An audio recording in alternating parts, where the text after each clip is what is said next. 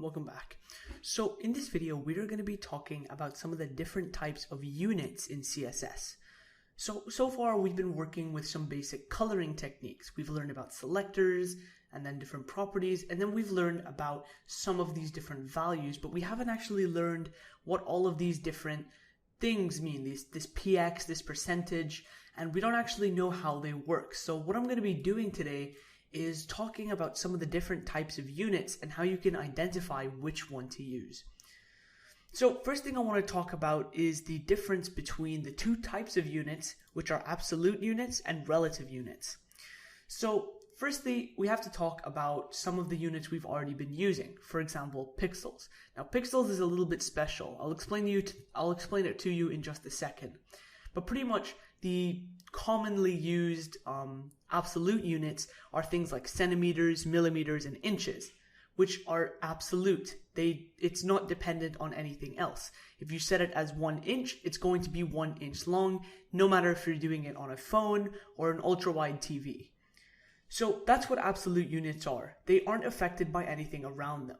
The second group are relative units, and these are a little bit different. Relative units are usually dependent on something. So for example, our percentage unit here is dependent on the parent element's, unit. So for example, if this service image here, where is it? Here, has a width of 70%, then that means that the parent element of this service image, or this service image right here, which in this case is our body, takes 70% of its width, of its total width. So the whole way through of the body is 100%. And 70% is going to be somewhere around here because that's what we set it as.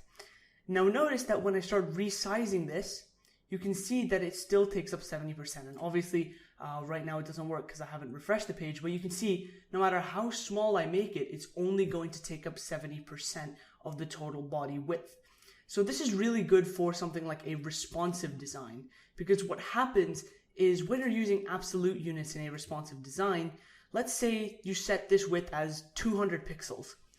On a phone, it's going to appear very large, whereas on an ultra-wide TV, it's going to appear too small.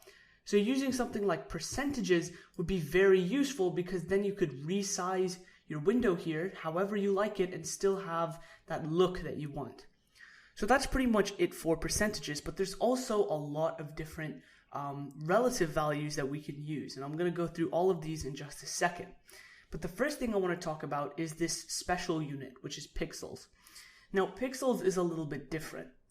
Now, although it is considered an absolute unit, it is actually relatively scaled based on what device you're on. So if you don't already know, your screen right now that you're watching this video on is made up of a bunch of little tiny pixels.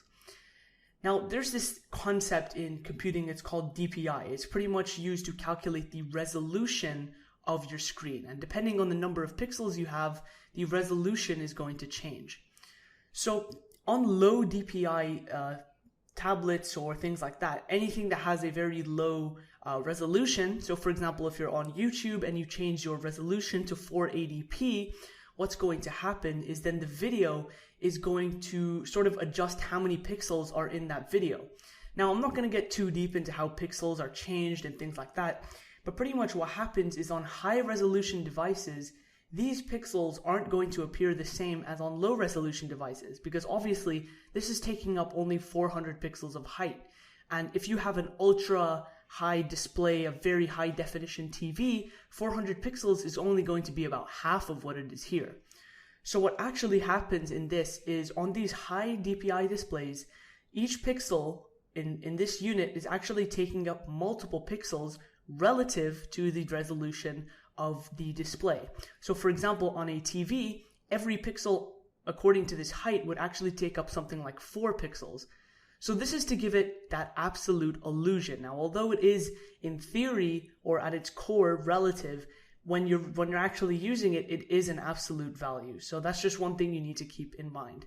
Now, don't worry too much about pixel, redefinitions, things like that. We're not focusing on that for now. We're just focusing on how we can use different values for different things. So let's go ahead and cover some of the different units that we can use for absolute units. So the easiest way to do this is through changing the size of the text.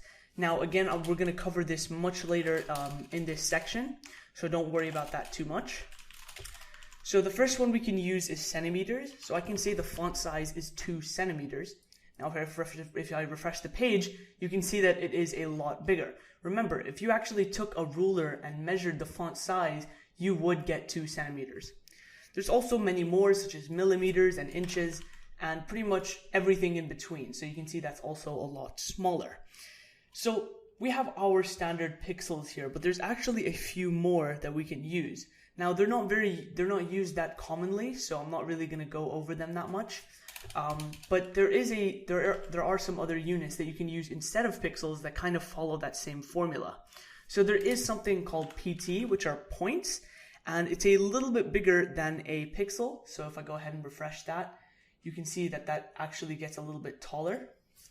We'll go ahead and change that back to pixels. You can see that does get quite a little bit taller. And there's also PC. Again, it's quite similar to PX and PT, but in this case, a PC is a lot bigger. So you can see how much bigger it actually is. Actually, one PC is 12 points. So that just shows you how much bigger it is. So there we go. That's just a little bit of some of the other absolute values. Now let's cover relative values. So the first one that we actually already covered was percentage. So we already looked at, our percent symbol over here, which pretty much takes up, again, a certain size or whatever value of its parent element. But there's actually many more that I want to cover. The first one I'm going to look at is EM. So pretty much what I do here is it's going to represent the size relative to the current standard font size. So let's just pretend that we know that this font size is valued. Let's just call it F. What's going to happen is if we set the body font size to 2EM, you're going to double everything or double it based on F, which is our font size. So if I set 2EM here, just like that, and go ahead and refresh the page, you can see that all of the text is double the standard font size. So again, this is completely relative to the standard font size. So I'm actually going to go ahead and erase this here and start using style tags instead. I feel like it's just going to be a lot easier to, move around and easily move that around. So now we've covered percent and EM. So those are the two main types of relative units, but there's actually two more that I want to cover, which is view width and view height. So in web design and in development in general, there's this thing called the viewport, which is pretty much the dimensions of whatever you're viewing it on. So in this case, our viewport would be the body's width and then the body's height. So VW and VH, view width and view height, actually allow you to work with this viewport in a very easy way. So one VW or VH is equal to 1% of the total body width or body height. So remember, this isn't based on the parent element. This is based on the total viewport. This could be the HTML document, the body tag. It depends on what you're viewing it on. So for example, if I go ahead and change the width here to 70 VW, this is pretty much equivalent to 70 times 1% of the total viewport. And obviously if I go ahead and refresh the page, you can see it gets just a little bit bigger because there's actually the viewport itself is bigger than the body tag, which is the parent element. Now we'll talk about that later in the course because it's quite advanced.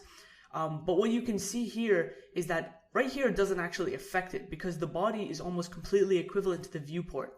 But for example, if we wanted to set the font size of one of these TDs to 70%, which would be 70% of this T row, it would actually look completely different from 70 VW, which is 70% of the total viewport. So that's just one thing I want to keep in mind. You can also set more than 100%. It doesn't have to be completely set in stone. So if I actually wanted to say VH, so 400 times 1% of the view height, what would happen here is that this image would become 4 times the total height of the viewport. So that's just also one thing to keep in mind. So I'm going to go ahead and change this back to pixels. And we'll just keep that width the same because it doesn't really make that much of an impact. Okay, so there we go. Those are some of the different units in CSS.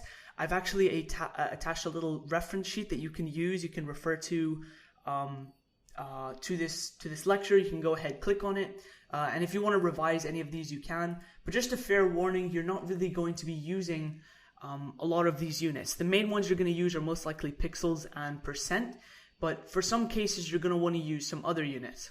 So although absolute units are still useful in some cases, so for example, if you want a very specific dimensions or viewport on your screen, so for example, if you only want users to access something on the phone, then, or a very specific phone, then you can go ahead and use pixels because it's going to look the same no matter what phone people use, because it's all going to be the same. The only problem is when people start using different devices, using absolute values are going to look very different based on what device you're using. And that's why you should kind of stick to using these relative units instead of using things like pixels, centimeters, and millimeters. So things like EM, percent, view width, and view height would be very, very useful because then you can scale it based on whatever device you want. So for example, it's going to look the same, or at least this width, whether you're using it on a phone or a desktop computer, because again, it takes up 70% of the width, no matter what it is. So that's just some of the basics about some of these units. Now, like I said, you don't need to know these by heart. You can just go ahead and keep them at the back of your head. And once we start using them and start using them in our, fonts, layout, things like that, we'll actually start using these units a lot more and they will make a lot more sense. So this is just a quick introduction to these units and why we should use them. And you're not supposed to be going ahead and, completely mastering every single one by now. All right, let's move on.